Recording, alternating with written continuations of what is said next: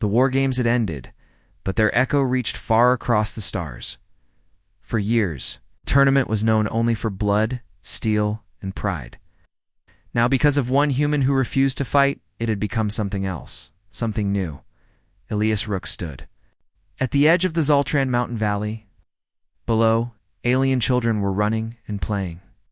Flags of many planets waved in the wind. In the distance, workers were building something, a training center, but not for war. It would teach young warriors about survival, teamwork, peacekeeping, and healing. Soli stood beside him, holding her tablet. The council named it the House of Honor. They said it was your idea. Elias shook his head. It wasn't mine alone. Kureth had a voice in it too. So did you. Soli smiled. You changed the games, Elias, he said softly. We changed them. Meanwhile, in the high halls of the Draxian Empire, Kureth Valna faced her own kind. A row of generals stood before her. Some old, some young, all dressed in heavy armor. Their eyes were sharp, their pride strong. You walked with a human, one general said, his voice hard. You refused to fight. I chose a different battle, Kareth replied. Against your people? No, she said. For their future. They did not reply at once. Whispers filled the hall. Some were angry, some uncertain.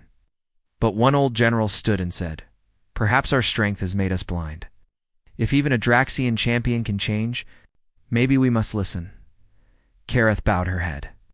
Then let me show others what I've learned. And they let her go. Weeks passed. The galaxy was still noisy, still divided. There were wars, borders, and fears. But there was also talk of new things. Peace squads formed on 5 planets, duel-free. Zones were established in space colonies. Young warriors trained in communication and cooperation, and in every discussion. The name Elias Rook returned again, and again not as a soldier, but as a symbol. One evening, Elias stood in front of his old armor, now locked behind glass in the Museum of Zoltron History. Visitors passed by every hour. Children asked questions. Teachers told the story of the man who walked away. Kareth joined him, dressed in simple traveler's robes. No blades, no badges. She looked at the armor quietly. Strange, isn't it? All that strength? But the strongest thing you ever did was take it off. Elias smiled. Sometimes the loudest message is silence. Kareth nodded. I once believed that only through combat could I prove myself. Now I know better. You showed me. Showed yourself, Elias said. I only lit the path.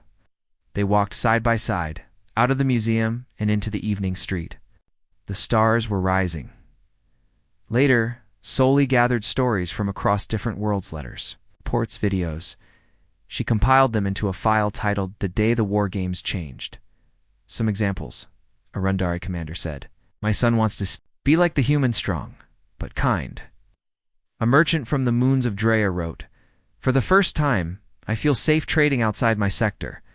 The new Peace Rangers make sure of it. Young alien girl sent a message. I was afraid to speak. Now I know I can be strong without fighting. Thank you, Elias. Soli shared it all with him. Elias read the messages one by one, his eyes quiet. This is what matters, he said. Not who won, not who lost, but who listened. On the first anniversary of the peace mission, a new event was held. Not a war. Game, a gathering. Leaders, warriors, teachers, healers, and students came from 50 planets. They told stories, they shared food, they solved challenges together, no weapons allowed. At the center of it all stood Elias and Kareth. They didn't give a speech, they simply stood. Watching the children laugh and the old warriors smile, there. The message had already been heard. One child approached. Elias. She had golden eyes and soft red scales. Are you the man who left his armor behind? She asked shyly. Elias knelt and nodded. I am. Were you scared? He thought for a moment. Yes, he said honestly. But I was more scared of what would happen if I kept fighting. The girl looked down. I want to be strong like you, Leah smiled. Then start by helping others. That's the strongest thing anyone can do. She ran off to join her friends.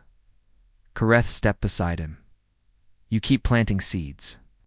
Someone has to, Elias replied. That night, under the stars, Elias sat beside a small fire outside the new House of Honor. He held a cup of warm drink in his hands. The wind was soft. Kareth sat beside him, arms crossed, a thoughtful look on her face. Do you ever miss the battles? She asked. He looked into the flames. Sometimes. There's something simple about fighting. You know your enemy. You know the rules. And now, everything is harder, but more important. Kareth nodded.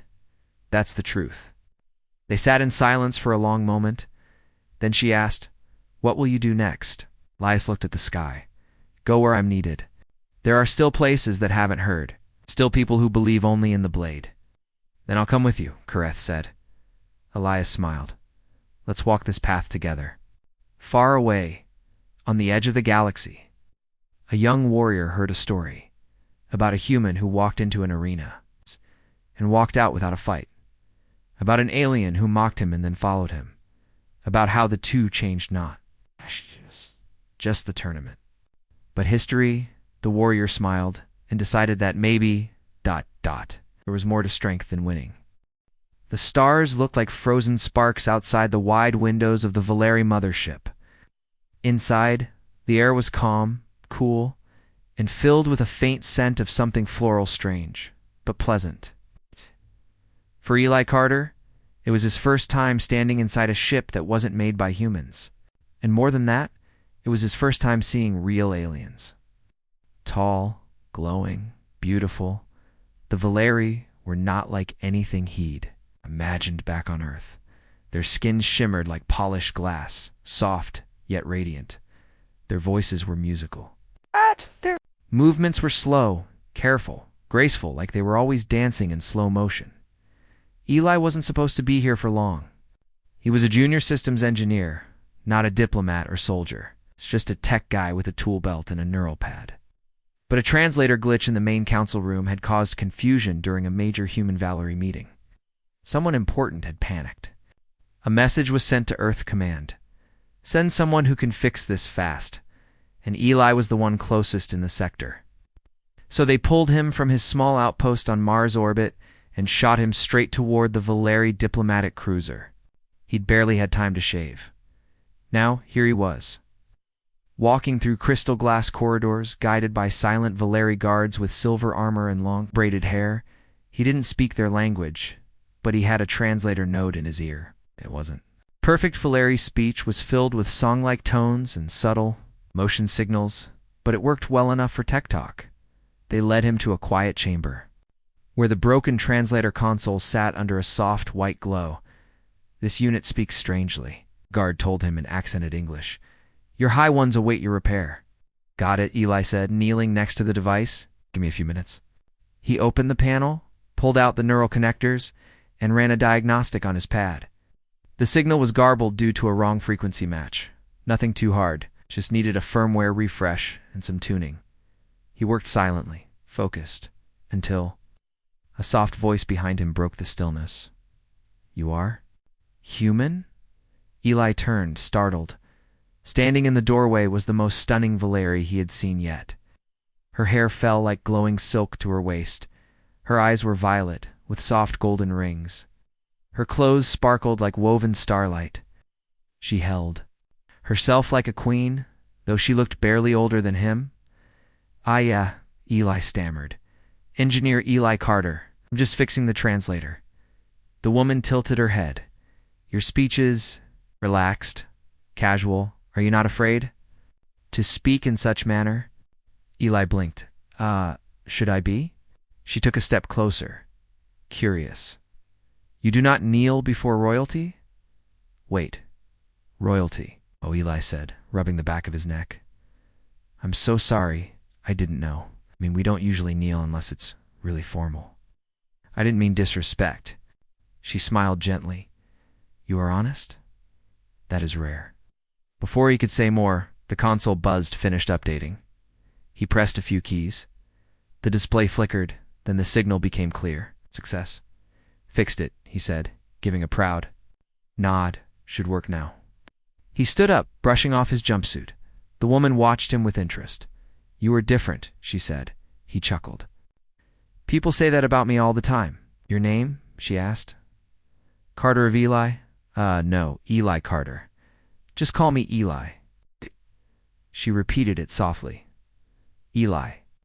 Then, without thinking, he grinned and said, Well, it was nice meeting. You sweetie? The room went completely silent. The two guards stiffened. The woman's eyes widened. Her cheeks turned a faint shade of silver blue, was that. Blushing. She opened her mouth, closed it, then smiled just a little. You called me sweetie, she said. Eli blinked, realizing what he'd done. Ooh, no, I didn't mean that weirdly. It's just, something we say. It's like a nickname, a friendly one. She looked down, her long fingers brushing her robe. I see. Then, without another word, she turned and left. The guards followed. Eli stood there, confused, panicked, and already imagining the punishment. Did he just offend an alien princess? Was he about to be kicked off the ship? Was this going to become a diplomatic incident? He sighed and packed up his tools, muttering to himself. Nice job, Eli. Call a princess, sweetie. Real smooth. 2 days passed. Eli stayed on the ship in guest quarters, awaiting clearance to return to his station. He didn't see the princess again.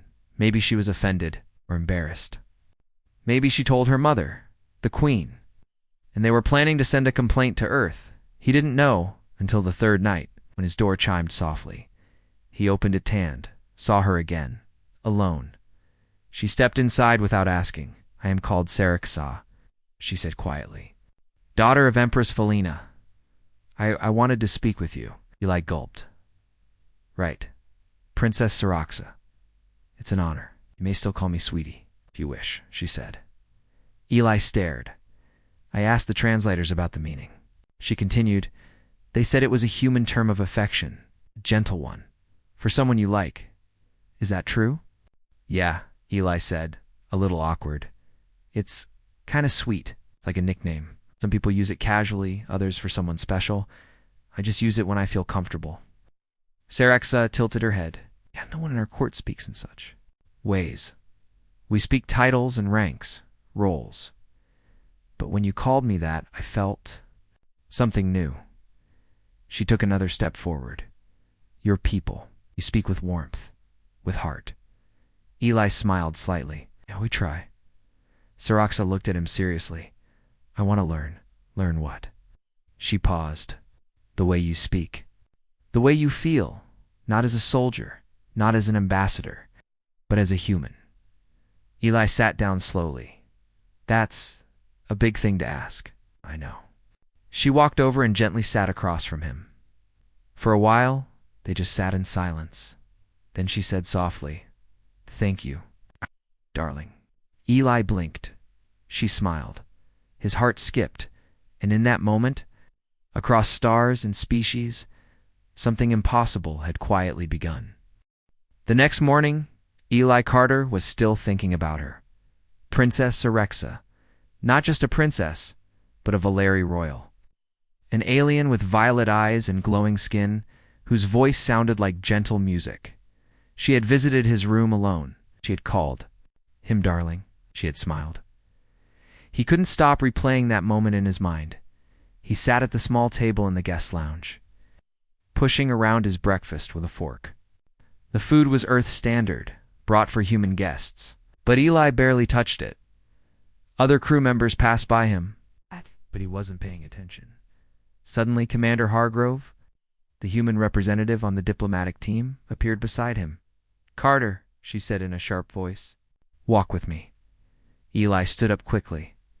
Yes, ma'am. They walked through the corridor, where glass panels revealed the shining stars outside. Valeri guards stood silently near every corner. Commander Hargrove didn't speak at first. Jaw was tight. Her expression was cold. Finally, she said, Do you know what the Valeri royal family is? Eli blinked. Very powerful aliens.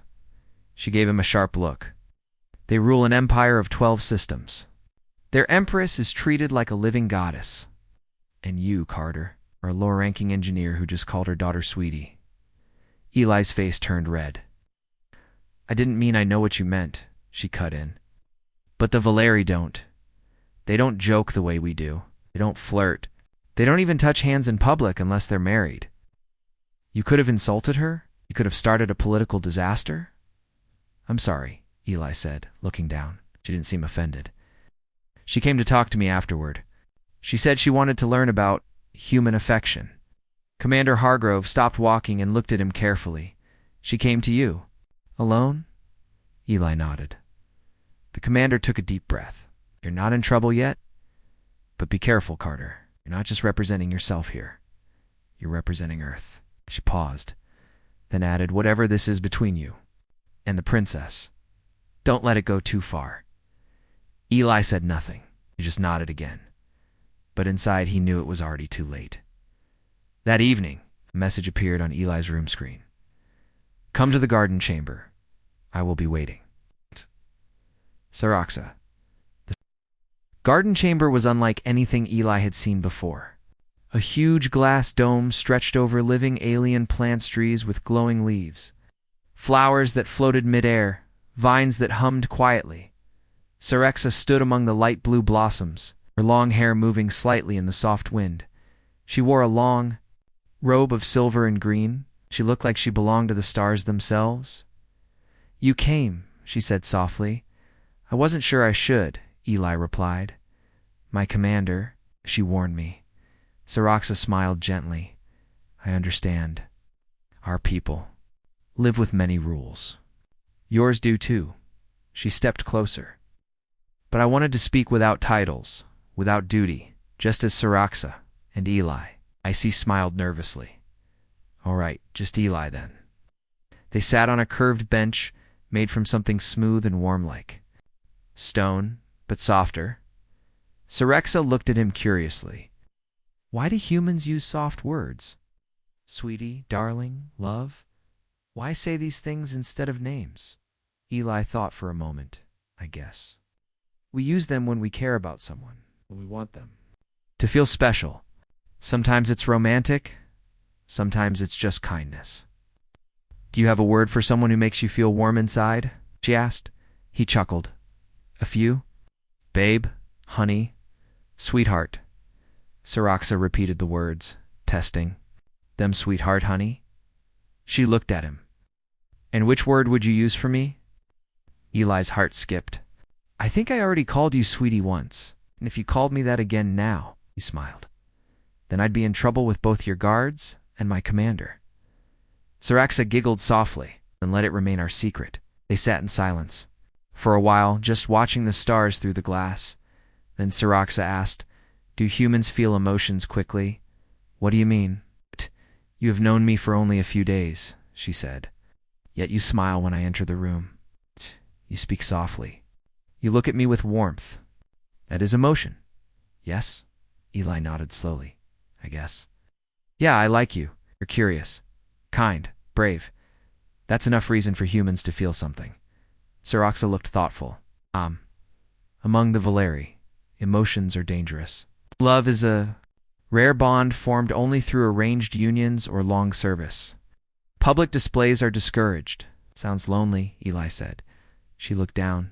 It is. Then she added, But when you called me sweetie, it was the first time someone said something to me that wasn't about duty or power. Just me. Eli didn't know what to say, so he just said, You're more than your title. She smiled again. And you, Eli, are more than an engineer. The next day, rumors began to spread, among both the human diplomats and the Valeri. Nobles' whispers filled the air. The princess is spending time with a human. They've met in private more than once. He calls her strange names. She responds with smiles. Lord Trevel, a Valeri noble with high status, grew suspicious. He had always seen humans as lesser beings useful for trade, perhaps, but not equals. He requested a private meeting with Princess Sarek. It was held in a tall chamber with black pillars and floating candles. Trevel bowed, but his tone was sharp. Princess, the council worries for your image. Your closeness with this human has raised concern. Sirexo stood tall. I do not serve their image. A Trevel frowned. He is not of our kind. He is not worthy of your attention. You speak of worth as if it comes from bloodlines, Siraxa replied calmly. But I have found more warmth in his casual words than in 1,000 of your formal speeches. Trevel's voice darkened. Be careful, Princess. Emotions lead to instability. You risk not only your own standing, but peace. Sirexa's eyes narrowed. Peace built on silence is not peace at all. She turned and walked away, leaving the noble speechless. Later that night, Siraxa met Eli again. This time, she brought a small gift, a silver pendant shaped like a star. I made this, she said. With a human tool, it's imperfect. But it carries my feeling. Eli took it, touched. I've never gotten a gift from royalty before. And I have never given one, she said softly. They sat again, this time closer. I've been thinking, she whispered. What would happen if we were from the same world? Eli smiled. We'd probably still be in trouble, she laughed. Gently then, after a pause, she asked, If I call you darling now, what would you say? He looked into her glowing eyes. I'd say, I'm lucky. She leaned closer. No kiss. No touch. Just a quiet closeness, enough to feel the warmth. Between them and across the stars, 2 hearts, 1 human, 1 alien beat just a little faster. The Valeri mothership hovered above the moon of Carthus Prime, its long wings glowing in orbit. From space, it looked like a flying temple, peaceful, perfect, untouched. But inside the ship, tension had begun to rise. The whispers about Princess Sirexa and the human engineer were no longer just rumors. They had become concerns. Eli Carter walked carefully through the polished halls. This time, guards didn't greet him with polite nods. Their faces were tight. Their stares followed him like shadows. Even some human diplomats had started avoiding him. You're causing waves. Carter, Commander Hargrove warned him again. She's royalty, and you're nobody important. You understand what that means? I didn't ask for this, Eli said. I'm just talking to her. People don't just talk to alien princesses. Not like that. Not the way. You two look at each other. Eli didn't answer. He didn't need to. The feelings were real now. He couldn't deny them any more than if he wanted to.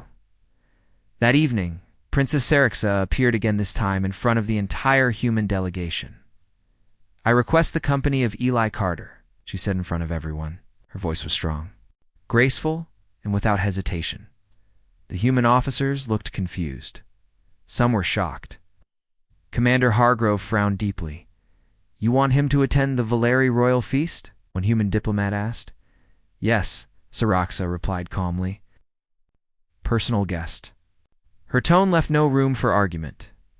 The Valeri feast was held in the Grand Light Hall. Hundreds of glowing lights floated near the ceiling. The tables were long and curved like river paths. Food shimmered on crystal plates. Soft music hummed through. The air Eli stood near the entrance, uncomfortable in the formal robe Sirixa had sent him, dark blue with a silver trim. It felt too fancy, too tight. He felt out of place. Then Sirixa entered, and every eye turned. She walked straight to him, ignoring the nobles. Ignoring the whispers. You came, she said with a warm smile. I think half the ship is watching. Us, Eli said quietly. Let them. She took his arm gently, guiding him to the table. Gasps rippled through the room. They sat side by side, sharing food, speaking softly. Sirixa even tried one of the human dishes, a sweet fruit jelly Eli had brought from Earth. It's sticky, she said, giggling. It's good for your mood, Eli replied. She smiled wider. Then I shall eat more. But not everyone smiled. At the other end of the hall, Lord Trevel watched them like a hawk. His face was cold. His hands were folded tightly. Others around him whispered in agreement. This cannot continue, he muttered. After the feast, Eli walked Sirixa back to her private chambers. The corridors were empty, quiet. The ship lights dimmed slightly, mimicking night. I've never seen you laugh so much, Eli said. I've never had a reason before, Sarixa replied. She turned to face him. You do not try to impress me. You do not hide your feelings. That is rare in my world. Well, Eli said, rubbing the back of his neck, I've never met someone who glows like moonlight and calls me darling. She laughed, again soft and musical. Then she grew quiet. My mother will know soon. About us. About how I feel. Eli paused. Oh, how do you feel? She looked into his eyes. Safe, curious, alive. Eli stepped closer. Same here. Hey. Soft silence filled the air between them. No words. No kiss. It's just the electricity of two hearts that didn't care about bloodlines, species, or rules. But peace didn't last. The next morning, Eli received a formal letter from the Valeri High Council. You are summoned to a hearing regarding your relationship with Princess Sarixa. The hearing chamber was cold and grand, with floating platforms and a ring of elders. The Empress herself was not present, but many of her advisors were. Sarixa stood beside Eli, calm and proud. Lord Travell stepped forward. This human has crossed a line, he said. He has used informal language with our princess. He has met her in private, without permission. He is a technician, not a diplomat. He risks our traditions. Sarixa raised her voice. He has broken no law, only a custom, and only because I allowed it. He called you sweetie, Treville snapped. That is a lover's term. Yes. Sarixa said proudly. I accepted it. Gasps echoed through the chamber. Travell stared. You admit your closeness with this human? I do. Eli stayed silent. Every word she said made his heart beat louder. One of the counselors asked, Do you intend to continue this connection? Sarixa stepped forward. Yes, and I will tell my mother the same. After the hearing, Eli and Sarixa stood alone. In a quiet corner of the ship, the air felt heavy. They might send me away, Eli said. They might try to separate us, Sarixa agreed. Are you scared? She looked up at him. Only of silence. It's only of going back to a life where I must hide my feelings. Eli reached out, gently holding her hand for the first time. It was warm. You won't have to, he said. She squeezed his fingers. Then promise me. No matter what happens, don't stop calling me sweetie. Eli smiled. Only if you promise to keep calling me darling. They both laughed softly, and in that moment, the space between them vanished not with a kiss, not with touch, but as they stood together. Above them, in the Empress's private chamber, Sarix's mother watched the footage quietly. The guards waited for her order, but she said nothing, just watched and thought. Princess Sarixa stood alone at the edge of the star garden, her silver robe trailing over the soft glowing grass. The sky above her was filled with moving stars. Her heart felt heavy, not because of fear, but because of the truth she had to face. She had told the council how she felt. She had defended Eli in front of nobles. But now came the hardest part. She had to speak to her mother, the Empress of the Valeri Empire, and the Empress had summoned her. The throne chamber was large and silent. Blue flames floated in the air. The long banners of silver cloth swayed from the ceiling. The center sat Empress Valenital.com, with hair like braided light and eyes that saw everything. Sarixa walked forward and bowed deeply. My daughter, the Empress said slowly. You have shaken the court, I know. You stood beside a human. You spoke of affection. You challenged Valeri tradition in front of elders. Yes, the Empress studied her closely. You are not like your sisters. You were born with fire, but now I must ask, is this fire love or simply rebellion? Sarixa lifted her head. This is not rebellion. I have found something real, someone honest. You have known him for days. I have felt alone for years. Felt alone for years! Empress was silent for a moment. Speak. What is this human to you? Sarixa breathed in. He is Eli, an engineer.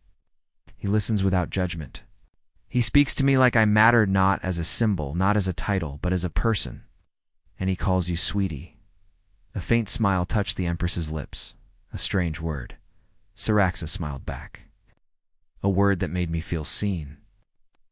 Empress stood up and stepped down from the throne. She walked slowly around her daughter. Do you know how the galaxy sees us, Serixa? As wise, as cold, as controlled, we do not show passion. We do not fall, we choose carefully. Serixa looked at her mother with calm eyes. And I have made a choice. The Empress stopped walking.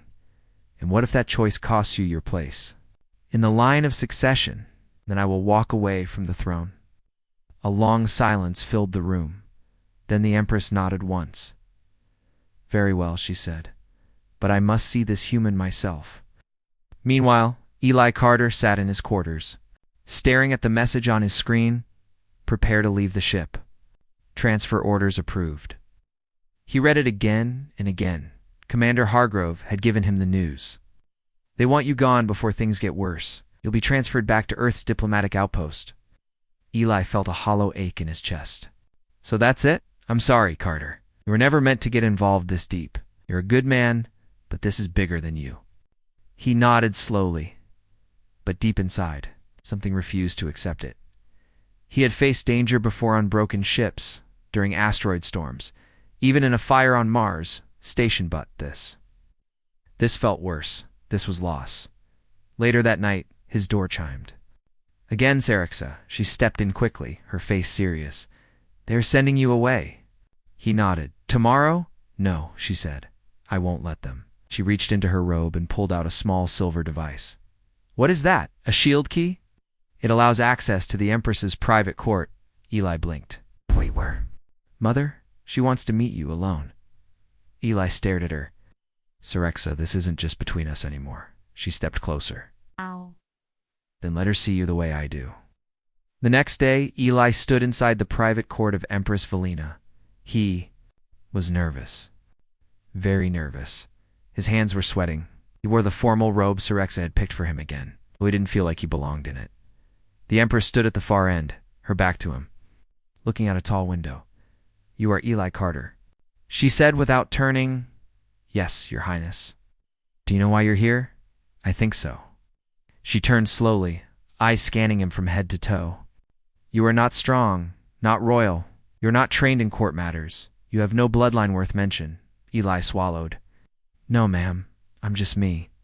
And yet she continued, My daughter smiles when she speaks of you. Didn't mean to cause trouble. The Empress stepped closer. What do you feel for her? Eli took a deep breath. I feel calm when she's near. I feel proud when she laughs. I feel like I'd rather be nowhere else in the galaxy. The Empress was silent. Eli continued, voice low, honest. She's more than a princess. She's a person.